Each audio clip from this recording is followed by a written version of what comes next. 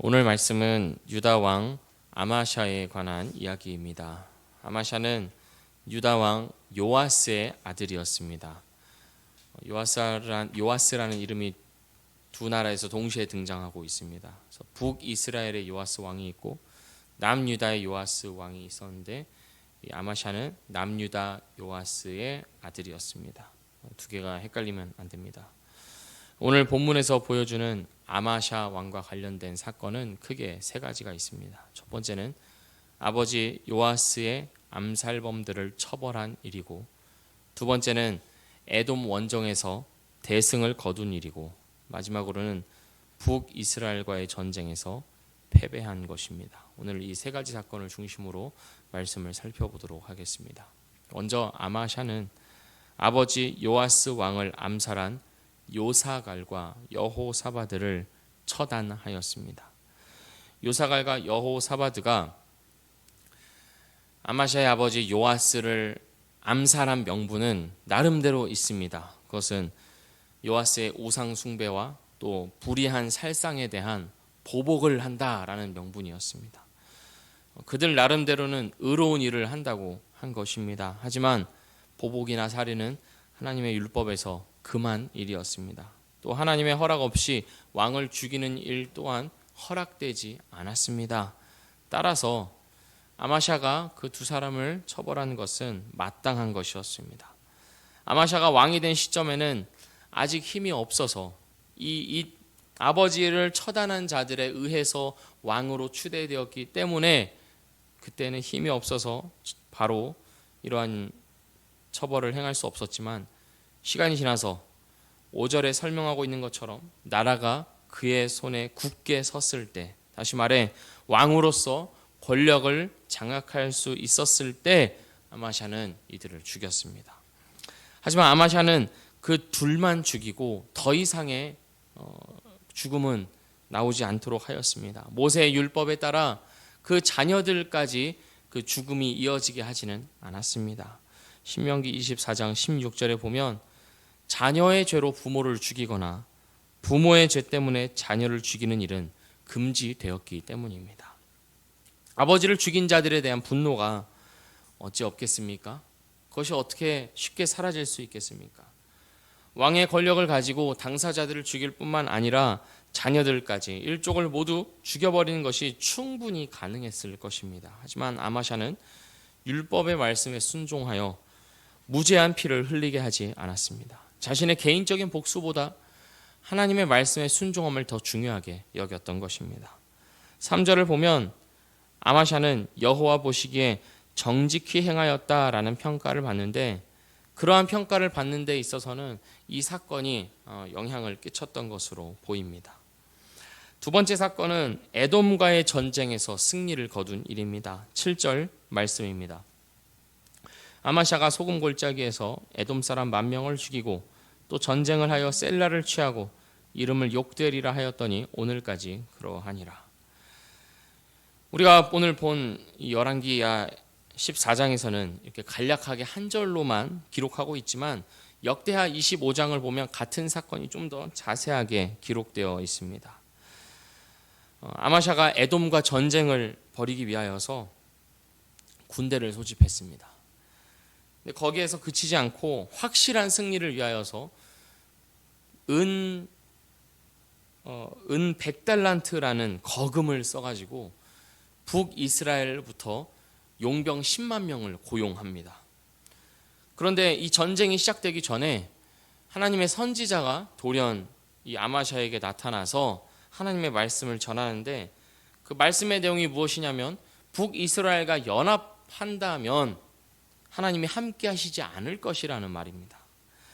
하나님께서 에돔을 패하게 하실 테니, 에돔을 아마샤의 손에 넘겨주실 테니 북이스라엘의 그 용병들과 함께 하지 말고 돌려보내라, 이러한 말씀을 전해줍니다. 하지만 아마샤는 이미 거금을 지불한 상황입니다.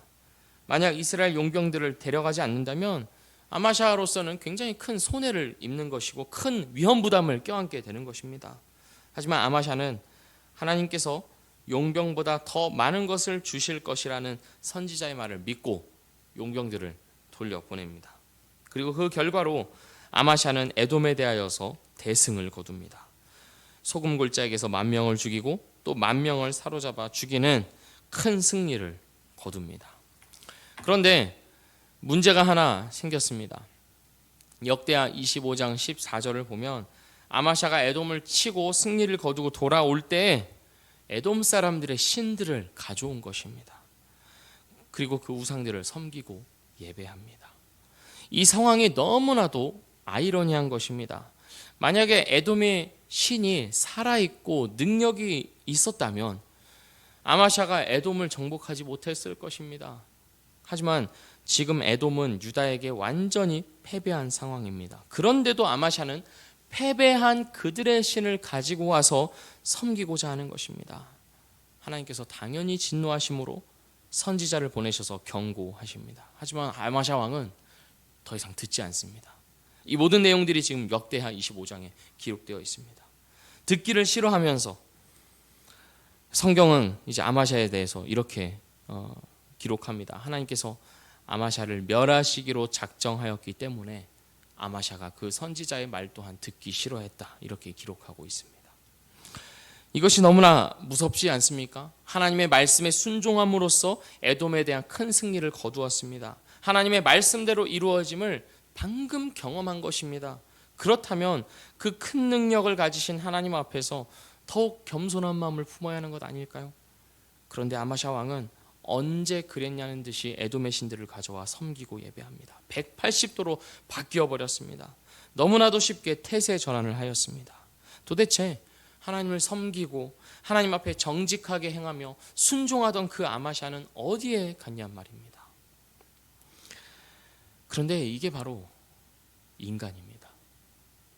하나님을 잘 섬기고 순종하다가도 어느 순간 하나님의 말씀 듣기를 싫어하고 상황이 바뀌면 하나님을 배제해버리고 나의 감정을 앞세우고 내 욕심을 채우고 싶어 하는 것이 바로 우리이며 그것이 인간의 모습입니다. 아마샤는 승리를 거두자마자 그 승리에 도취되어서 너무나도 큰 승리를 거둔 탓에 그 승리를 자기 것으로 삼아버렸습니다. 정복자로서 우월감에 젖어서 에돔의 신들을 취하고 싶어 한 것입니다. 그 승리를 하나님께 돌리지 못하고 자신의 것으로, 자신의 승리로 삼아 버렸습니다. 승리가 교만으로 바뀌어 버렸고 그 교만은 아마샤에게 멸망을 가져왔습니다. 차라리 승리하지 않는 것이 아마샤에게는 더 나았을 것입니다. 그러니 우리는 인생에서 소위 말하는 승리, 성공, 성취를 이룰 때가 우리 인생에서 더욱 위험할 수 있는 때라는 것을 기억해야 합니다. 그 승리에 도취되어서 내가 이만큼 이루었고 내가 이만큼 대단하고 내가 이만큼 능력이 있다는 착각에 빠질 수 있는 존재들이 바로 우리 인간이라는 것을 우리는 기억해야 합니다. 하나님을 의지함으로 하나님께 순종함으로 승리를 거두었음에도 그 승리를 나의 자랑으로 삼아 하나님을 배제해버릴 수 있는 존재가 바로 나라는 사실을 우리는 잊지 말아야 할 것입니다. 우리가 언제든지 하나님을 배반하고 나를 앞세울 수 있는 자들임을 기억하며 우리는 오늘 이 아침에 하나님 앞에 늘 겸허하게 살게 해달라고 구해야 할 것입니다. 내 마음이 높은 곳에 있지 않기를, 너무 높은 곳에 올라가 버린 나머지 하나님의 말씀조차도 짓뭉개버리는 그러한 저주받은 자의 자리에 있지 않기를 우리가 간절한 마음으로 오늘도 겸손하게 구해야 할 것입니다. 세 번째 사건은 아마샤가 이스라엘과의 전쟁에서 패한 일입니다. 역대하 25장을 보면 아마샤가 에돔과의 전쟁을 위해 돈을 주고 고용한 조금 전에 말씀드린 그 북이스라엘 용병들이 전쟁을 치르지 못하고 집으로 돌아가는 길에 유다 성읍을 약탈하고 3,000명을 죽이는 일이 일어났습니다. 그러니까 이 용병들은 전쟁을 통하여서 많은 노략물을 얻을 것을 기대했는데 이제 전쟁을 치르지 못하고 돌아가게 되자 그 분노에 그리고 노략물을 취하지 못한 그 아쉬움에 유다 성읍을 공격하고 노략한 것입니다. 그러니까 에돔에 대하여서 대승을 거두고 돌아온 아마샤가 이 사건으로 인하여서 북이스라엘을 치고자 합니다. 아마샤는 에돔에 대하여서 대승을 거둔 직후이기 때문에 지금 이 자신감이 승리에 도취되어서 자신감이 하늘을 찌를 듯 하고 있습니다. 근데 그 일반 역사로 봤을 때 이 국력 차이로 보면 남유다가 북이스라엘에 비하여서 굉장히 약합니다. 북이스라엘이 훨씬 크고 강한 권세를 가지고 있었습니다. 그런데도 아마샤는 무모하게 도전장을 내밀고 있습니다. 북이스라엘 왕 요아스는 코웃음을 치면서 도전을 받아주지 않습니다. 레바논 가시나무가 레바논 백향목에게 까불다가 레바논 들짐승에게 밟혀버린다는 우화를 들려주면서 발 씻고 들어가 잠이나 자라, 이렇게 코웃음을 칩니다. 10절 하반절을 보면 이제 요아스 왕이 이렇게 이야기합니다. 네가 에돔을 쳐서 파하였으므로 마음이 교만하였으니 스스로 영광을 삼아 왕궁에나 내 집으로 돌아가라. 어찌하여 화를 자취하여 너와 유다가 함께 망하고자 하느냐 하나. 분명히 경고했습니다. 너 계속 까불다가는 큰일 난다, 망한다, 이렇게 경고하였습니다. 그런데 아마샤는 듣지 않습니다. 전쟁을 하기 위해 군대를 끌고 나옵니다. 그러니 요아스 왕도 물러설 생각이 없습니다. 두 왕이 베세메스에서 격돌하였고 12절은 유다가 패하여 도망하였다고 기록하고 있습니다. 그냥 패한 것이 아닙니다. 13절을 보면 아마샤 왕은 사로잡혔고 요아스는 예루살렘 성벽 상당 부분을 허물었습니다. 그리고 성전에 있는 기구들을 모두 탈취하고 포로들을 붙잡아서 사마리아로 데려갑니다. 그리고 이후에 보면 아마샤는 결국 반역자들에 의해서 죽임을 당합니다. 아주 비참한 최후를 맞이하게 된 것입니다. 그러니까 아마샤의 첫 출발은, 우리가 오늘 말씀을 미루어 보았을 때 첫 출발은 나쁘지 않았습니다. 하나님의 말씀에 순종하여 정직히 행하였습니다. 그러나 하나님께서 주신 승리에 도취되어서 스스로 교만한 자가 되어 높은 곳에 올라갔다가 처참하게 고꾸라지고 말았습니다. 아마샤는 무엇이 문제였을까요? 3절과 4절에서는 아마샤에 대한 총평을 기록하고 있는데 거기에 답이 있습니다. 제가 읽어보겠습니다. 아마샤가 여호와 보시기에 정직히 행하였으나 그의 조상 다윗과는 같이 아니하였으며 그의 아버지 요아스가 행한 대로 다 행하였어도 오직 산당들을 제거하지 아니하였으므로 백성이 여전히 산당에서 제사를 드리며 분향하였더라. 반쪽짜리 신앙이었습니다. 말씀으로 정직하게 행할 때도 있었지만 온전하지는 못하였습니다. 산당 제사를 없애지 못하고 그럼으로써 우상 숭배의 가능성을 남겨두었습니다. 그러니까 하나님을 향한 반쪽짜리 신앙은 결국 무신앙으로 흘러간다는 것을 아마샤의 인생 전체가 우리에게 보여주고 있는 것입니다. 마음 한켠에는 다른 생각이 있었기에 에돔을 쳐 부수고도 에돔의 신에 매혹된 것입니다. 마음 한켠에는 하나님이 아닌 자신을 더 높이고 있었기에 전쟁에서 대승을 거둔 이후에는 그 승리를 하나님께 돌리기는커녕 자신의 것으로 삼아 날뛰다가 결국 패망하고 만 것입니다.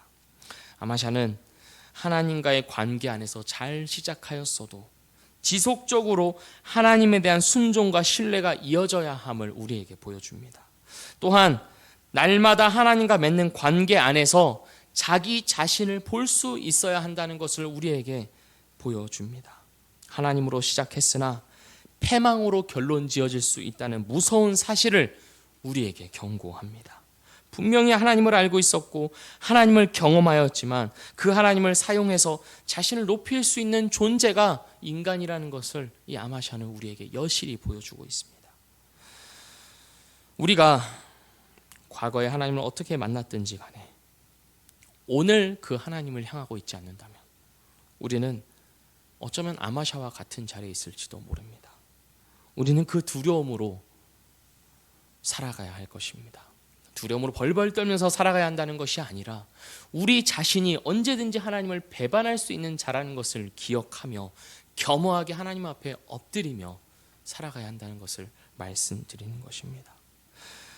또한 내가 부할 때나 빈할 때나 기쁠 때나 슬플 때나 승리할 때나 패배할 때나 내가 처한 상황이 어떠한 상황이든지 간에 내가 소원하는 바는 나의 삶에 어떠한 바라는 것들이 이루어지는 것이 아니요 내가 진정 소원하는 바는 하나님 그 자신이라는 것을 고백하며 그 하나님을 기뻐하고 누리는 가운데 우리는 살아가야 합니다.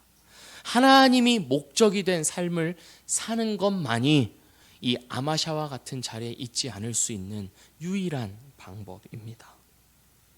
내게 어떤 삶의 형편을 하나님께서 허락하셨든지 간에 우리의 시선과 관심이 향해야 할 곳은 바로 하나님 한 분입니다. 그렇게 살아가는 우리가 되기를 원합니다. 그리스도 안에서 장성한 분량에 이르기까지 우리는 그리스도 안에서 하나님과 즐거이 교제함으로 그분과 함께 울고 웃으며 이 인생길을 걸어가야 합니다. 그러라고 우리에게 이 인생을 허락하여 주신 것입니다.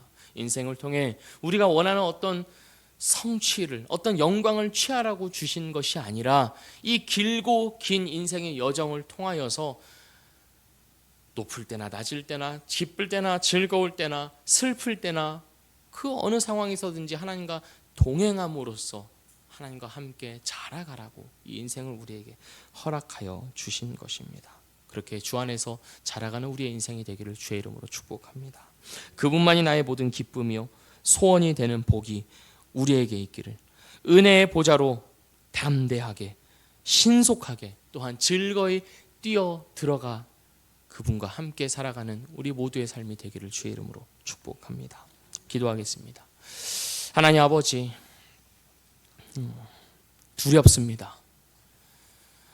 아마샤와 같이 우리가 하나님과 함께 이 신앙의 여정을 아름답게 시작하였을지는 몰라도 그것이 지속되지 못하고 스스로 교만하여서 결국에는 패망하고 마는 그런 비참한 결말로 우리의 삶이 이어지는 것은 아닐까 두려운 마음이 들기도 합니다. 그러나 주님, 우리 연약한 우리 자신을 바라보는 데서 그치지 않게 하여 주시고 연약한 우리를 위하여서 우리의 연약함을 담당하신 예수 그리스도를 바라보는 데까지 나아가게 하여 주시옵소서. 그리하여서 늘 패배와 절망 가운데 있을 수밖에 없는 우리 자신에서 이제는 우리를 위하여서 승리하시고 영광을 취하신 예수 그리스도를 더욱 바라보며 그분과 함께 교제하며 그분과 함께 이 모든 인생의 여정을 걸어가는 우리의 복된 삶이 되도록 인도하여 주시옵소서. 우리의 상황의 형편이 어떠하든지 간에 하나님 한 분만이 나의 기쁨이요 소망이라는 고백으로 살아가는 우리의 삶이 되도록 주여 인도하여 주시옵소서. 예수 그리스도의 이름으로 기도합니다. 아멘.